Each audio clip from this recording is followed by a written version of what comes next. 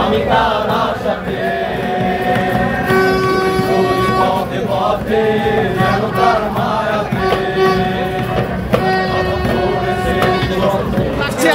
খুবই ভালো লাগছে, খুবই ভালো লাগছে। বিক্রম ধর্মী মনে হচ্ছে এই কারণে যে বাংলাদেশের প্রায় 27টা-28টা জাতিগোষ্ঠী অংশগ্রহণ করেছে।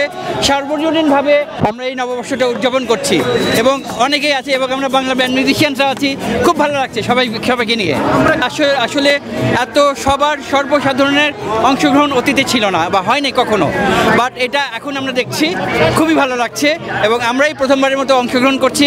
খুবই ভালো লাগছে, মানে ব্যান্ড মিউজিশিয়ানসরা সবাই মিলে একত্রে মিলে। এখানে আমরা বিভিন্ন ব্যান্ডের মিউজিশিয়ানরা আছি। এখানে আমরা শোভাযাত্রা শেষ করে অনেক জায়গায় শো আছে, চলে যাবো। যেমন আমার আজকে শো আছে চিটাগাঙে, চট্টগ্রামে, ওখানে চলে যাবো একটু পরে। বাংলা 1432-এ সবাইকে স্বাগতম। শুভ নববর্ষ বাংলা ব্যান্ড মিউজিশিয়ানদের পক্ষ থেকে। দেশটাকে আমরা নতুনভাবে সাজিয়ে এগিয়ে নিয়ে যাবো ইনশাআল্লাহ।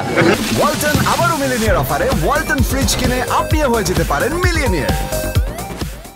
খুবই ভালো লাগছে, কারণ এরকম একটা স্বীকৃতি এই প্রথম আসলে ব্যান্ড মিউজিককে একটা স্বীকৃতি দেওয়া হলো, সো অবশ্যই অনেক আনন্দের বিষয়। আমি আসলে আনন্দের র্যালিগুলোতে যোগ দিতাম না, আমি নিজে আজকে আসছি যে বাংলাদেশে ব্যান্ড মিউজিককে একটা স্বীকৃতি দেওয়া হলো। সো এটা আমি যেহেতু ব্যান্ড মিউজিশিয়ান একজন, সো আমার জন্য এটা অনেক আনন্দের। আমি নিজে চলে আসছি, আমার সাথে এই যে আরও যাদেরকে দেখতে পাচ্ছেন ঢাকা ইউনিভার্সিটি ব্যান্ড সোসাইটি এবং আরও অন্যান্য বিভিন্ন ব্যান্ডের সদস্যরা সবাই চলে এসছে। সো সকালবেলা ঘুম থেকে আসলে কেউ উঠতে চায় না, তারপরেও আশাটা কিন্তু আসলে মনের জোরেই আসা, ভালো লাগা থেকেই আসা।